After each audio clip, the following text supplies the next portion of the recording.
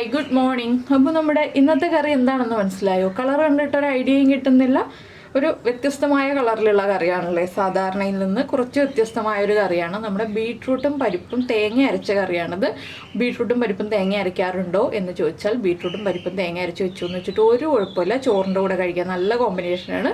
അപ്പോൾ എങ്ങനെയാണ് നമ്മുടെ ഈ ഒരു ബീട്രൂട്ടും പരിപ്പും തേങ്ങ അരച്ച കറി ഉണ്ടാക്കുന്നതെന്ന് നോക്കാം.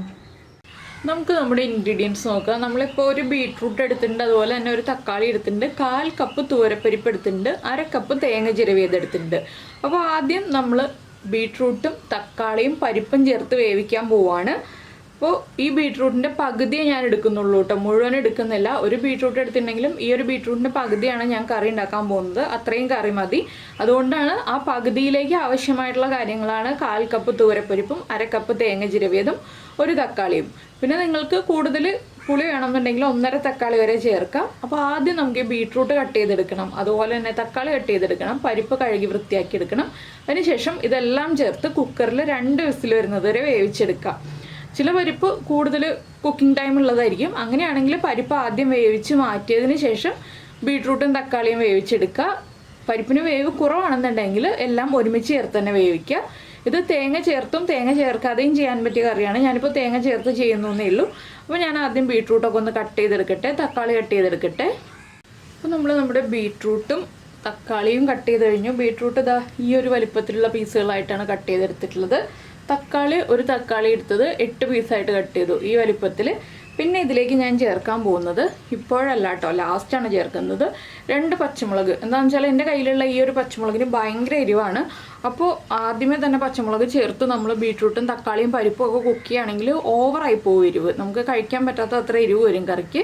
അപ്പോൾ നിങ്ങളുടെ കയ്യിലുള്ള പച്ചമുളകിന് എരിവ് കുറവാണെങ്കിൽ ഈ പരിപ്പും ബീട്രൂട്ടും തക്കാളിയും വേവിക്കുമ്പോൾ അതിലേക്ക് 2 പച്ചമുളകും കൂടി ചേർത്തോളൂ. 1/4 ടീസ്പൂൺ മഞ്ഞൾപ്പൊടിയും ആവശ്യത്തിന് ഉപ്പും ചേർത്ത് വേവിക്കാം. ഞാനിപ്പോൾ ബീട്രൂട്ടും പരിപ്പും തക്കാളിയും ഉപ്പും മഞ്ഞൾപ്പൊടിയും മാത്രം ചേർത്താണ് വേവിക്കുന്നത്. പച്ചമുളക് ലാസ്റ്റ് നമ്മൾ കറി തേങ്ങ അരച്ച് ചേർക്കുന്നതിന് മുൻപെയാണ് ചേർക്കുന്നത്. അപ്പോൾ നമുക്കിതെല്ലാം കുക്കറിലേക്ക് മാറ്റാം. ഇപ്പോൾ നമ്മുടെ ബീട്രൂട്ടും പരിപ്പും തക്കാളിയും ഒക്കെ 2 വിസിൽ വന്ന് കുക്കായിട്ട് ഇരിക്കുന്നുണ്ട്, പ്രഷർ പോയിട്ടില്ല. അപ്പോൾ ഈ സമയത്ത് നമുക്ക് അരയ്ക്കാനുള്ള കാര്യങ്ങൾ നോക്കാം. ഞാനിപ്പോൾ 1/4 ടീസ്പൂൺ ജീരകം, 1 വെളുത്തുള്ളി, പരിപ്പായതുകൊണ്ടാണ് ഞാൻ 1 വെളുത്തുള്ളി ചേർത്തത്. വെളുത്തുള്ളി ചേർക്കണം എന്ന് നിർബന്ധമില്ല. ജസ്റ്റ് ഗ്യാസ് ട്രബിൾ അങ്ങനെയുള്ള പ്രശ്നങ്ങൾ വരും എന്ന് പേടിയുണ്ടെങ്കിൽ മാത്രം 1 അല്ലി വെളുത്തുള്ളി ചേർക്കാം. 2-3 ചെറിയ ഉള്ളി, തീരെ ചെറിയ ഉള്ളി ആയതുകൊണ്ടാണ് 2-3 ചേർത്തിട്ടുള്ളത്. വലിയ ഉള്ളിയാണെങ്കിൽ 1 മതി കേട്ടോ. ഇതെല്ലാം ചേർത്ത് നമുക്ക് നന്നായിട്ട് അരച്ചെടുക്കാം. ഒരുപാട് അരപ്പൊന്നും വേണ്ട, നമുക്ക് കുറച്ച് അരപ്പല്ലേ ഉള്ളൂ, അതുകൊണ്ടാണ് ഈ കുറച്ച് തേങ്ങ ചേർത്തിട്ടുള്ളത്. ഇനി ഇതിപ്പോൾ നന്നായിട്ടൊന്ന് അരച്ചെടുക്കട്ടെ. ഇത് അരച്ച് കഴിയുമ്പോൾ നമ്മുടെ കുക്കറിൻ്റെ പ്രഷറൊക്കെ പോയിട്ടുണ്ടാവും. അപ്പോൾ നമുക്ക് ബാക്കിയുള്ള കാര്യങ്ങൾ ചെയ്യാം. അപ്പോൾ ഞാനിത് അരച്ചെടുക്കട്ടെ. അപ്പോൾ നമ്മുടെ തേങ്ങ ഇതാ നമ്മൾ നന്നായിട്ട് അരച്ചെടുത്തിട്ടുണ്ട്. ഇതിൽ പച്ചമുളകിൻ്റെ എരിവ് മാത്രമേ ഉള്ളൂ കേട്ടോ. നമ്മുടെ മുളക് പൊടിയുടെ എരിവൊന്നും ഉണ്ടാവില്ല ഈ ഒരു കറിക്ക്. അതുകൊണ്ടാണ് പച്ചമുളക് നിങ്ങൾ കുക്ക് ചെയ്യുമ്പോൾ ചേർക്കണം എന്നുണ്ടെങ്കിൽ ചേർത്തോളാം ഞാൻ പറഞ്ഞത്. ഇനി നമുക്ക് തേങ്ങ മാറ്റി വയ്ക്കാം. കുക്കറിൻ്റെ പ്രഷർ പോയിട്ട് അരപ്പൊക്കെ ചേർത്ത് കൊടുക്കാം. അപ്പോൾ നമ്മുടെ കുക്കറിൻ്റെ പ്രഷറൊക്കെ പോയി. ഞാൻ ഇതാ ഈ പച്ചമുളക് ഇതിലേക്ക് ചേർക്കുകയാണ്. അതിനുശേഷം ഒന്ന് തിളച്ച് വരട്ടെ നന്നായിട്ട്. പച്ചമുളകിൻ്റെ ആ എരിവൊന്ന് ചെറുതായിട്ട് ഇറങ്ങാൻ വേണ്ടിയിട്ടാണ് നമ്മളൊന്ന് തിളച്ച് വരട്ടെ എന്ന് പറയുന്നത്. ഇനി ഇതിലേക്ക് നമ്മുടെ അരപ്പ് ചേർത്ത് കൊടുക്കണം. അപ്പോൾ ഉപ്പൊക്കെ കറക്റ്റാണോ എന്നൊക്കെ ചെക്ക് ചെയ്തിട്ട് വേണം നമ്മൾ അരപ്പ് ചേർക്കാൻ. ഞാനിപ്പോൾ തിളയ്ക്കാൻ വേണ്ടി വെയിറ്റ് ചെയ്യാണ്. അതിനുശേഷം നമുക്ക് അരപ്പ് ചേർക്കാം. അപ്പോൾ നമ്മുടെ പരിപ്പൊക്കെ നന്നായിട്ട് കുക്കായി വന്നിട്ടുണ്ട്.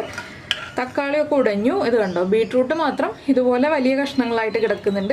ബീട്രൂട്ട് ഉടഞ്ഞ് വേവണം എന്നുണ്ടെങ്കിൽ നിങ്ങൾ കുറച്ചുകൂടി ചെറുതായിട്ട് കട്ട് ചെയ്തോളൂ കേട്ടോ.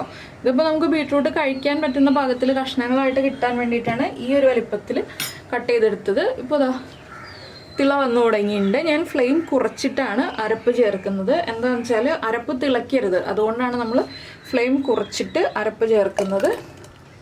ഇതിലേക്ക് വെള്ളം ആവശ്യമാണെങ്കിൽ ചേർത്ത് കൊടുക്കാം.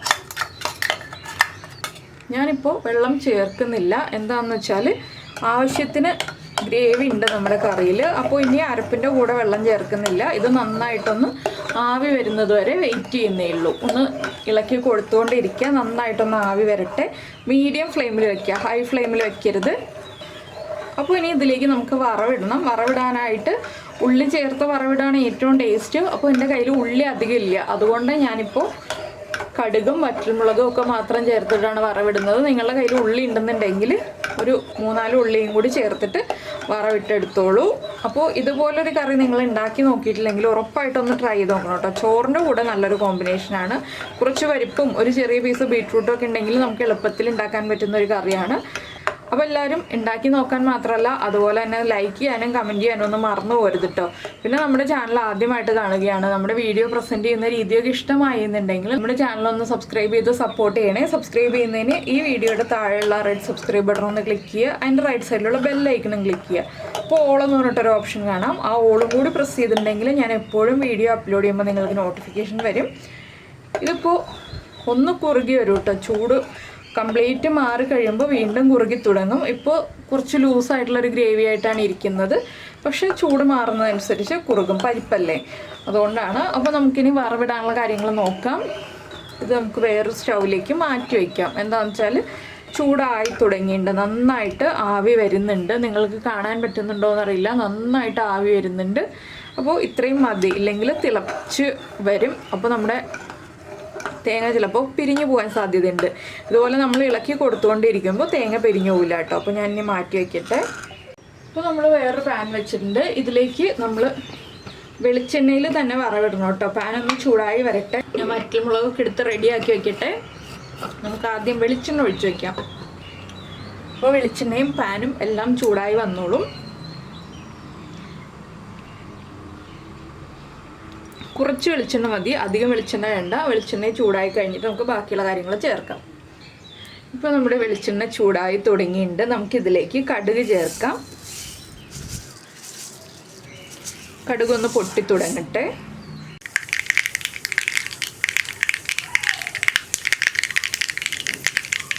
അപ്പോൾ നമ്മുടെ കടുക് പൊട്ടിക്കൊണ്ടിരിക്കുന്നുണ്ട്. നമുക്കിതിലേക്ക് ഉള്ളി ഉണ്ടെങ്കിൽ ഞാൻ പറഞ്ഞ പോലെ ഉള്ളി റൗണ്ടിൽ കട്ട് ചെയ്തിട്ട് ചേർക്കുക. ഉള്ളിയുടെ കളർ മാറി തുടങ്ങുമ്പോൾ വറ്റൽമുളക് ചേർക്കുക. എൻ്റെ കയ്യിൽ ഇപ്പോൾ ഉള്ളി ഇല്ലാത്തതുകൊണ്ടാണ് ഞാൻ ഇതുപോലെ വറ്റൽമുളകും കറിവേപ്പിലയും മാത്രം ചേർക്കുന്നത്.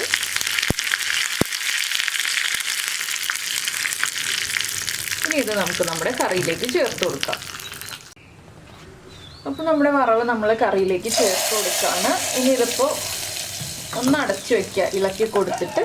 അതിനുശേഷം നമ്മൾ ഊണ് കഴിക്കുന്നതിന് മുന്നേ ആയിട്ട് എടുക്കുക. എന്താണെന്ന് വെച്ചാൽ ഇപ്പോൾ നല്ല ലൂസായിട്ടുള്ള ഗ്രേവി അല്ലേ, ഈ ഗ്രേവി ഒന്ന് തിക്കായിട്ട് വരാനും, ഭയങ്കര കട്ടിയായിട്ട് തിക്കാവല്ല കേട്ടോ, നമുക്ക് ചോറിൽ ഒഴിച്ച് കഴിക്കാൻ പാകത്തിൽ ഒന്ന് തിക്കായിട്ട് വരാനും, അതുപോലെ തന്നെ ആ കറിയിലേക്ക് നമ്മുടെ വറവിൻ്റെ ടേസ്റ്റൊക്കെ പിടിച്ചു വരാനും ഒക്കെ ആയിട്ട് നമ്മൾ അടച്ചു വയ്ക്കുക. ചോറ് കഴിക്കുന്ന സമയമാകുമ്പോൾ എടുക്കുക. രാവിലെ ഉണ്ടാക്കി വെച്ചിട്ട് ചൂട് മാറിയിട്ട് മാത്രം കറി എടുക്കുക കേട്ടോ. അങ്ങനെ ഉപയോഗിക്കുമ്പോഴാണ് ഈ കറിക്കൊക്കെ ടേസ്റ്റ് ഉണ്ടാവുക. അപ്പോൾ എന്തായാലും നിങ്ങളെല്ലാവരും ട്രൈ ചെയ്ത് നോക്കുമെന്ന് വിചാരിക്കുന്നു. നമുക്ക് നമ്മുടെ അടുത്ത റെസിപ്പിയുമായിട്ട് അടുത്ത ദിവസം വീണ്ടും കാണാം.